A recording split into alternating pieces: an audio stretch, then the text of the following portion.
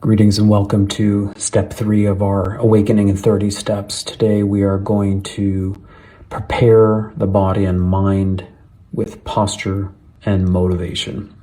So just to contextualize, the first 6 of our 30 steps are really about our meditation practice. First, create a sacred space in which to practice, the mental gym. Second, get out your workbench, your altar, and make offerings. Third, begin to sit down in a dignified, comfortable way, but then prepare your mind. So in the Lam Rim, there are 3 acceptable or encouraged motivations. There is the modest motivation to seek wellness. There is the middling motivation to be completely awake or liberated. And there's the great motivation to achieve liberation in order to benefit others.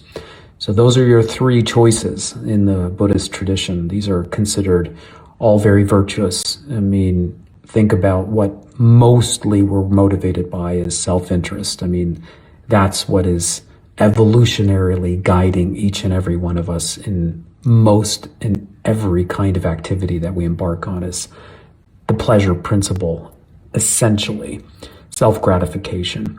So to even begin to become conscious and to set a good intention at the outset of our actions of body and speech is an enormously conscious endeavor. So the first one is to be very clear, I want to be well. And if you understand cause and effect, because that's the whole science of Buddhism, is based on cause and effect. Nothing superstitious about cause and effect. Everything that we think, say, and do has an effect on our own mind. We are the architect. We are the architect. There's nobody pulling the strings. The world is not random. Everything that happens to us subjectively, that's key. Everything that happens to us subjectively is as the result of the things that we have thought, said, and done in the past. So even if somebody bangs you, bumps into you, or shoves you on the subway, that's their karma. But the way that you experience that, which is different for everyone, is determined on prior actions of body, speech, and mind. So the person that bumps you and you get angry because you have been angry and uncaring and unkind to others. But if somebody bumps you and you go, oh, maybe they're having a bad day, that is because of the kindness. And it doesn't affect you. It doesn't ruffle your feathers. That is because of the kindness that you have generated in your mind in the past. So everything's based on cause and effect. The motivation is the cause. The effect is the ripening of your subjective experience. The modest intention is to really, really want to be well and to know where wellness comes from. Wellness doesn't come from green juices and massages and running on the beach. Wellness comes from virtue. The subjective experience of being contented and happy comes from a virtuous life. Check that out. Really think about it. Talk about superstition and myth. Most of our modern culture thinks that success comes from hard work, or that you'll be happy when you have more money. Where's the superstition? The age-old wisdom traditions all knew that the mind is very, very powerful, and that intentions, energy, create actions create residues and consequences that come to full fruition on our own minds.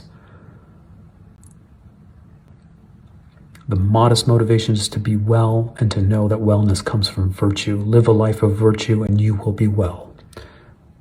The middling motivation is to want to be completely free once and for all since beginningless time.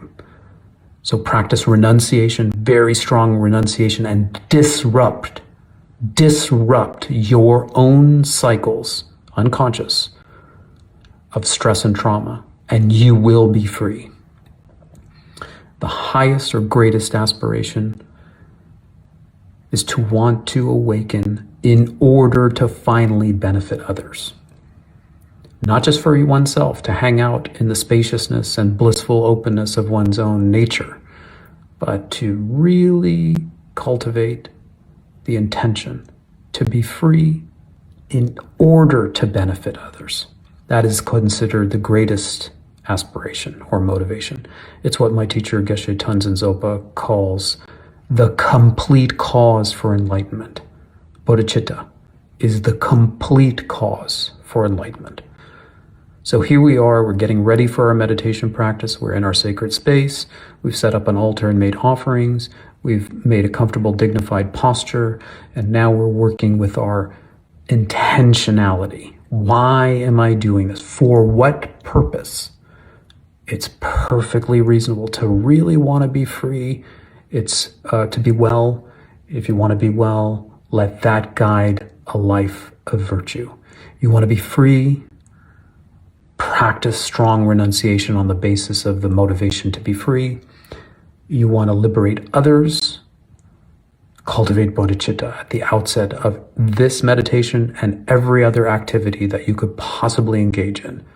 Eating a sandwich, giving away a sandwich, doing it with a pure motivation. Look at that. Just look at a sandwich. I just came back from lunch with my kids. Make the sandwich with virtue. Make the sandwich with strong renunciation. Make the sandwich with bodhicitta. Or make the sandwich because you're just interested in gobbling the sandwich.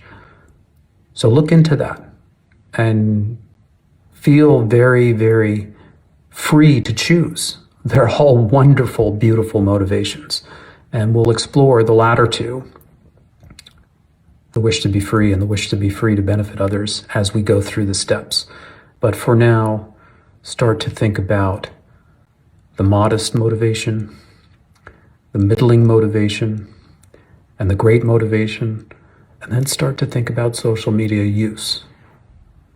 What is it that is guiding us into activity on social media? Is it the pleasure principle? Is it fear and anxiety? Is it competitiveness? Is it judgment? Is it jealousy? Who stands to gain and what are we creating? What kind of causes are we creating that will definitely ripen in our subjective experience? And then how can we transform it? That's the key.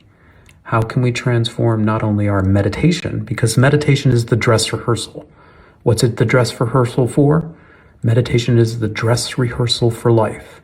So once you get off your meditation cushion and you're just about to post on social media, let's see if the modest, middle, or great intention translates over. Let's see if that can be one of our observations in this little experiment we're running. Okay, today is step 3, prepare the body and mind with posture and motivation. All best wishes.